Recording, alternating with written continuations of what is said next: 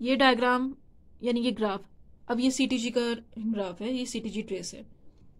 इसमें दो चीजें मेजर करते हैं हमारा सीटीजी, कार्डियक टोकोग्राफ। जो ऊपर ग्राफ है वो होता है फीटल हार्ट रेट का, और नीचे वाला होता है यूट्राइन कंट्रैक्शंस का। इसलिए इन दोनों को मेजर करने के लिए दो अलग ट्रांसड्यूसर यूज किए जाते हैं। 2 transducers are used.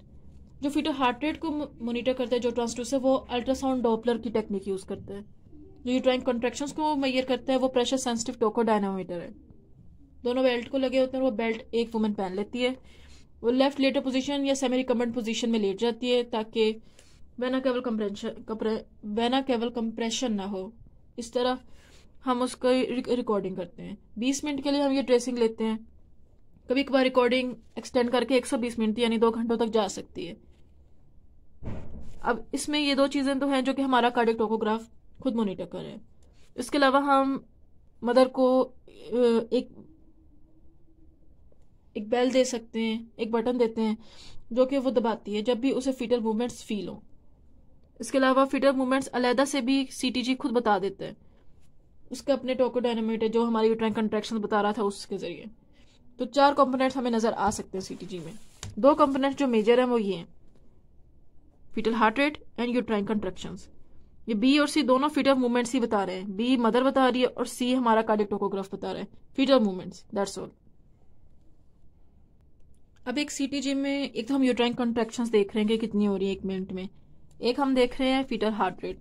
Fetal heart rate में इंटरप्रिटेशन हमने क्या करनी है, उसके 4 कंपोनेंट्स है जो हम देखेंगे। पहला कंपोनेंट है बेसलाइन हार्ट रेट क्या है, दूसरा बेसलाइन वेरिएबिलिटी क्या है, तीसरा एक्सेलरेशन हो रही है या नहीं, चौथा डेसेलरेशन हो रही है या नहीं। डेसेलरेशन वैसे नहीं होनी चाहिए नॉर्मल में। पहला है हमारा बेसलाइन फीटल हार्ट रेट। ये नॉर्मली होता है 110 से 150 बीट्स पर मिनट। कुछ जगहों पे 160 भी लिखा है। क्यों लिखा है? जैसे जैसे गेस्टेशनल एज इंक्रीज होती है हार्ट रेट डिक्रीज होता है नॉर्मल, यहां तक कि जब टर्म पे जाता है तो 150 तक पहुंच जाते हैं। तो अगर प्री टर्म हो तो उसका नॉर्मल हार्ट रेट 160 होगा, अपर लिमिट हो सकती है, यानी 160 वाले को हम एबनॉर्मल नहीं कहते।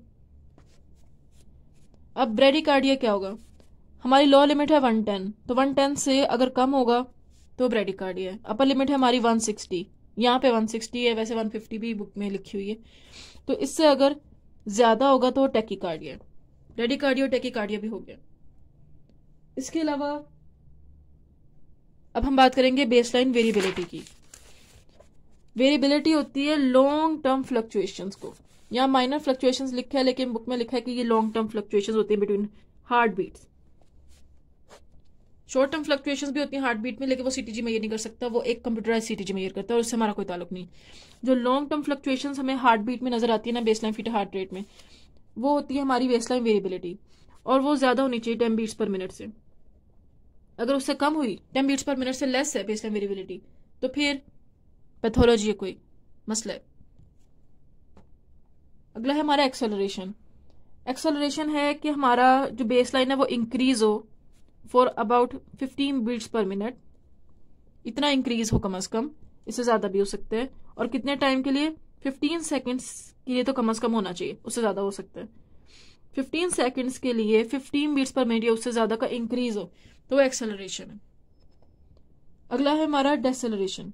एक्सेलरेशन में यह है कि 20 मिनट में 2 होनी चाहिए, मतलब एक से ज्यादा, मतलब 2 होनी चाहिए या 2 से ज्यादा एक्सेलरेशन होनी चाहिए। तो उस ट्रेस को हम क्या कहते हैं? रिएक्टिव ट्रेस, और ये नॉर्मल ईसीजी की निशानी है। अगला है डेसेलरेशन। डेसेलरेशन है कि हमारा बेसलाइन डिक्रीज हो कम से कम 15 बीट्स पर मिनट, या उससे ज्यादा भी हो सकता है, और 15 सेकेंड्स के लिए कम से कम इसका टाइम इंटरवल होना चाहिए, एटलीस्ट 15 सेकेंड्स।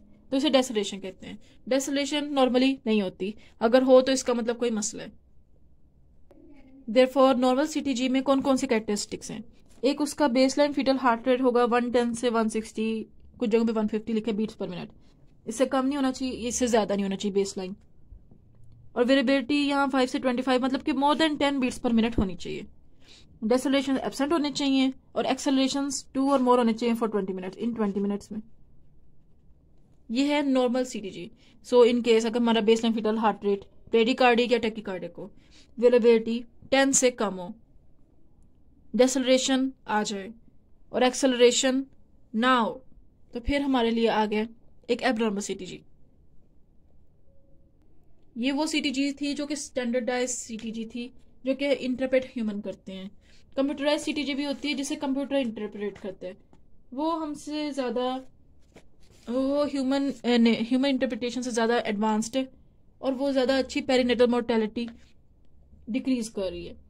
लेकिन हम स्टैंडर्डाइज सीटीजी यूज़ करते हैं, लेकिन उसका ये नुकसान है कि वो पर्सन टू पर्सन उसकी इंटरप्रिटेशन वेरी करती है।